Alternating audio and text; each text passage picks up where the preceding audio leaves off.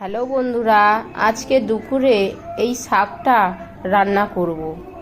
তো এই শাকটার নাম কি বলুন তো? আপনারা যদি চিনে থাকেন তো অবশ্যই কমেন্ট করে জানান। আর এই শাকটা কি দিয়ে রান্না করলে খেতে খুব ভালো লাগে। এই শাকটার মধ্যে একটু চিংড়ি মাছ ফেলে দিলে খেতে খুব ভালো লাগে। তাছাড়া চিংড়ি মাছ না থাকলে আলু বেগুন দিয়েও রান্না করলে খেতে ভালো লাগে। তো বন্ধুরা, আপনারা কি দিয়ে রান্না করে খান অবশ্যই জানাবেন কিন্তু। বন্ধুরা, আপনারা জানেন কি এই শাকটা খেলে শরীরে রক্ত হয়?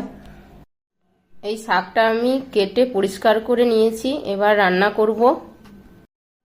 আমরা বাঙালিরা খাওয়াই পটু, কোনো কিছু বাদ দিই না। আমার এই ছোট্ট ভিডিওটা আপনাদের কেমন লাগলো অবশ্যই কমেন্ট করে জানাবেন। আর পেজটা ফলো করে সঙ্গে থেকো বন্ধুরা।